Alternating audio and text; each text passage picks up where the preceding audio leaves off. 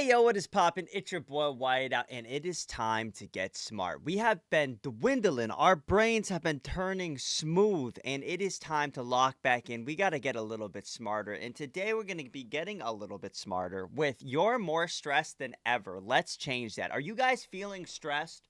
Tell me right now, are you guys feeling stressed? Is it now that the summer's over and we're getting into colder weather and it's going to be getting into Christmas time and we're going to have to start saving our money, buying Christmas presents, doing all the whole 9 yards? Is that what making us stressed? Let me know. Let me know why you guys are stressed in the comments down below. But it's time to lock in, and it is time to get 1% smarter. Let's go. Stress is an ancient superpower that's slowly killing you. It evolved as one of the most powerful tools for survival, but has turned into a double-edged sword in the modern world. It grants your wish to rise to a gnarly challenge or to work harder, but claims a chunk of your life force in return. Unless you learn how to use it right. What is stress? Why is it harmful? And what can you do to escape its consequences? All living things strive for homeostasis, a state where their body is in balance. To maintain this balance, they make adjustments like moving into the sunlight or eating nutrients. But the world is a cruel place with death lurking behind every corner, and organisms need a way to react to extreme situations. This is how stress evolved, as a physical response to a stressor, which is anything challenging or dangerous. Stress is a very fast, drastic change of the state of the body that prioritizes survival. An emergency program that lets the organism push way out of its comfort zone to survive. To understand how stress works in humans, let's visit a scene 50,000 years ago. The superpower awakens. A group of early Homo sapiens are huddled around a fire when suddenly a desperate and starving saber-toothed tiger attacks their camp. Their leader, the bear smasher, jumps up as time slows down. His brain classifies the tiger as a critical stressor and unleashes the stress response. Adrenal glands pump out adrenaline that rushes through body, activating fight or flight mode. His heart starts beating faster and his lungs accelerate, providing an emergency supply of nutrients and oxygen to all critical systems. Adrenaline dictates that his muscles have energy priority over his other organs and activates them for rapid action. Their strength and speed are ramped up. Pain and fatigue signals are muted while his senses become super sharp and lock in on the threat. Perceives every detail with maximum clarity and realizes the tiger is getting ready to pounce. There's only a split second to react. Adrenaline forces to make a quick, impulsive decision. Without thinking about it, he chooses to fight and attacks with full force. But the battle is long and arduous. The animal is desperate and will not back down. Our humans risk exhaustion. A new hormone joins the battle, cortisol. Cortisol is the slower, more strategic hormone that manages a longer stress response. So low key is adrenaline just stress, or I mean, does stress just cause an adrenaline rush? I should say, because like if this is like, let's say, the start of your stress, right? Then boom, your adrenaline's pumping up, right? Which is going to give you that energy and give you that fight, and then the cortisol is going to come in after and kind of maintain it. Is what he's going for. So it's kind of just stress is an adrenaline, like an adrenaline boost. I guess that does kind of make sense. It orders a total shift of all body systems, ramping up the fuel supply while suppressing all non-essential functions like resting, disease defense, or digestion. Ur's body isn't his own anymore, it belongs to stress. Finally, Ur the bear smasher deals the killing blow. The tribe gathers in celebration. Their bodies shut down fight or flight and activate rest and digest. Wounds begin to hurt and muscles cry in exhaustion. It's time to recover and heal, bond and tell stories about how they killed the angry tiger god. Some fall asleep, others eat to replenish. The tribe relaxes and homeostasis is being restored. These people are your ancestors. When did this amazing superpower turn into a curse? The deadly email. Our world has changed so quickly and profoundly that our biology couldn't keep up. Stress is still the same it was 50,000 years ago. Sense a stressor, react immediately and with full force, prioritize present moment survival, make sacrifices if necessary. That works well when you have to jump out of the way of a car, But most stressors we encounter nowadays are abstract, acute, and more numerous. Often intangible, persist for much longer, and usually don't even require physical action. True. I mean, when you think about it, right? Let's say with like your job, you're stressed because of your job. You don't really activate fight or flight mode. You might get mad and you might start yelling at somebody. But like, is that just the adrenaline spiking? I mean, because some people are stressed like 7 days a week. Some people are stressed literally every single day. And I mean, they might be blowing up, but like maintaining under that stress, does that mean your adrenaline's just always high? Tigers of the past are now angry emails, deadlines, online dating, rush hour traffic, or doom scrolling the news and social media. But our brains are built to take fear very seriously. So if you experience even a short burst of anxiety over an email, or because you scrolled through Twitter, the helping hand of stress springs to action. You can have dozens of these micro-stressors per day, constantly activating your stress response even if you barely notice anymore. While these micro-threats stack up, we also have to deal with bigger stressors like unpaid overtime, angry clients, rising rents, inflation and healthcare, or tariffs and chaos making our future more uncertain. But the boost we get from stress can also be extremely helpful if you have to study for an exam, run a marathon, or complete a big project. It's a proper superpower and can feel exhilarating, even addictive. So many of us end up abusing it. Especially if you work in a competitive field, you may keep pushing and challenging yourselves and others, relying on stress to get your best performance possible. The problem is that stress was only ever intended to be used in short spurts and critical situations. If it's activated over days, weeks, and months with no release, it becomes chronic stress, one of the deadliest conditions for humans. How chronic stress destroys you. Uh-oh. The price of chronic stress is the slow destruction of every part of your body and brain. As the stress cascade is activated over and over, adrenaline and cortisol keep flooding your body. Your fight or flight systems are overactivated while your rest and digest functions are constantly suppressed. Your muscles tense up for a fight that never comes. Instead, your back, shoulders, and neck scream under the tension and you get pounding headaches. Your digestive tract cramps and suffers, either holding things in too long or rushing things out. Your fat metabolism is disrupted and starts slowing down fat breakdown, while increasing fat buildup in your belly area. Your cells become less responsive to insulin, increasing your risk of metabolic diseases. Your heart keeps pounding, eager to supply your body with fuel, but your blood vessels aren't built for this constant overactivation and get destroyed in the process, massively increasing your risk of a heart attack or stroke. Your immune system gets weaker and stronger at the same time, in a way that causes maximum damage to you. I mean, yeah, stress is like a leading like cause of I feel like heart attacks, right? But is it really like stress from work and stuff like that, or is it just all around stress? Because I mean, is anxiety and stress the same thing? There's a lot of questions I got now, but like, what is the leading cause of stress in general? Is it work or is it like, um, what is it? Let me know in the comments if you guys know. The parts that protect you from disease are suppressed because who cares about a cold if you have to fight a tiger? This increases your risk of infections, cancer, and autoimmune diseases. Meanwhile, cells that cause inflammation for wound healing are massively boosted, inflaming your tissue all over. Your brain gets rewired to serve stress. Perceiving an ongoing critical emergency, it slows down calm reflection and thinking, instead favoring quick and rapid reactions. You literally get worse at thinking clearly and lose wisdom points. You're much more likely to make bad, impulsive decisions like Bye, breaking up, Felicia. eating junk food, or using drugs. You become worse at solving your problems while creating new ones. Under chronic stress, you're simply a worse version of yourself.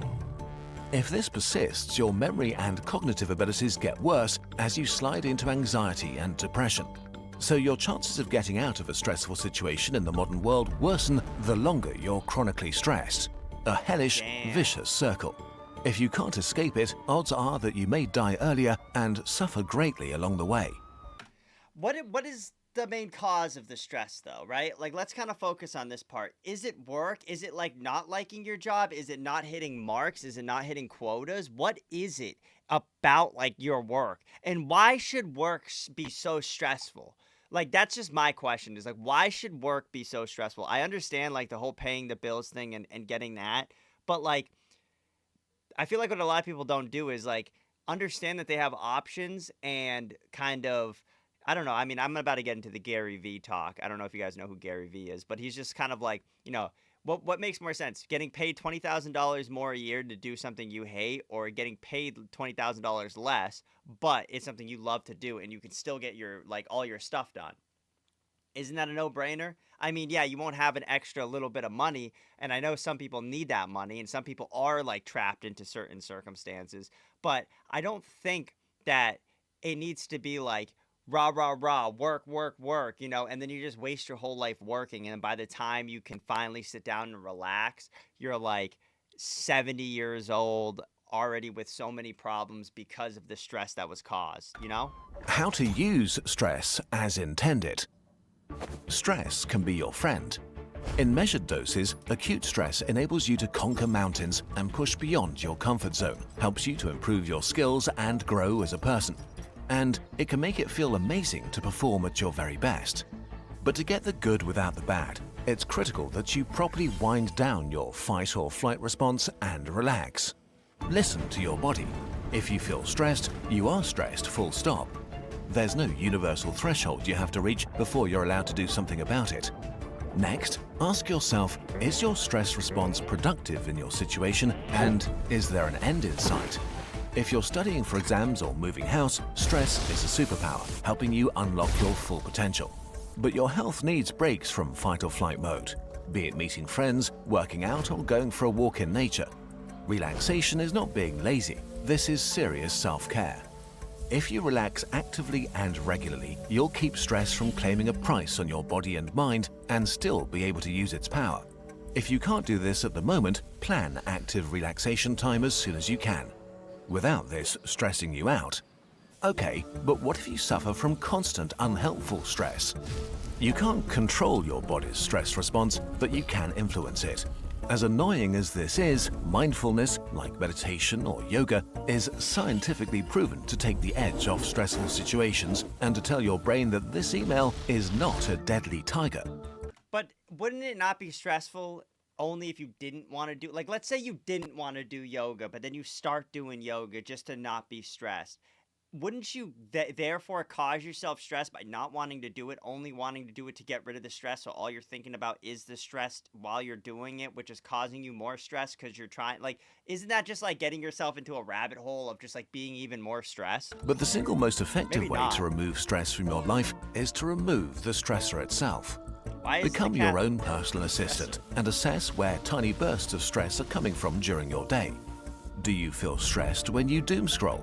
Social media doesn't show us what we want, but what makes us engage. And negative emotions make us engage the most. So simply getting rid of the apps or unfollowing stressful people can actually remove a lot of stress from your life.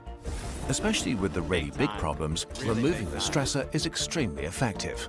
If you live in a dangerous neighborhood, move. If you're bullied at school, see if you can change your environment. While this is drastic advice and may not be easy, it will have the biggest impact on your chronic stress levels.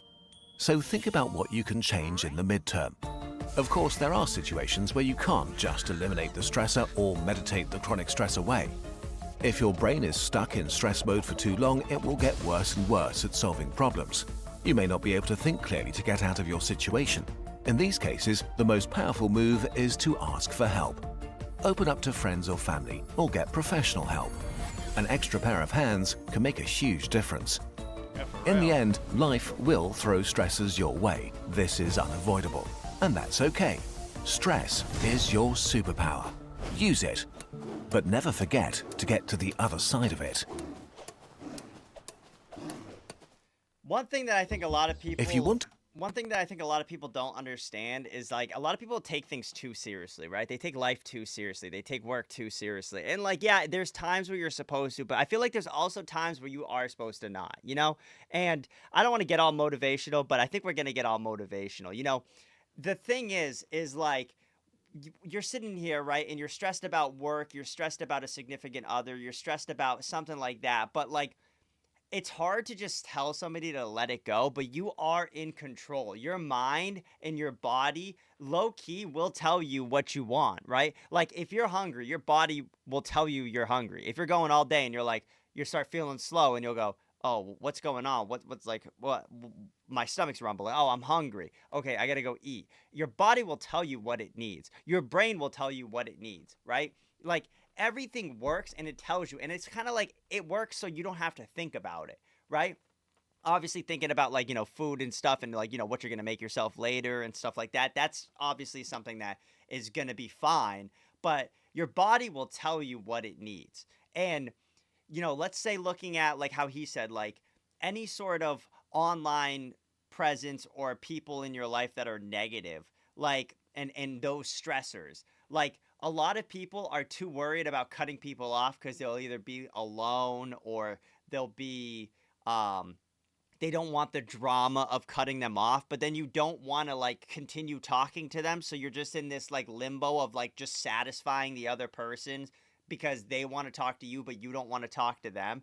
And it comes down and it boils down to a point where you really need to do whatever is best for you, whether that be cutting a person off or investing in yourself in any way that's beneficial. It really is important, because if not, you just start spiraling out into potentially substances, potentially just depression or anxiety in general.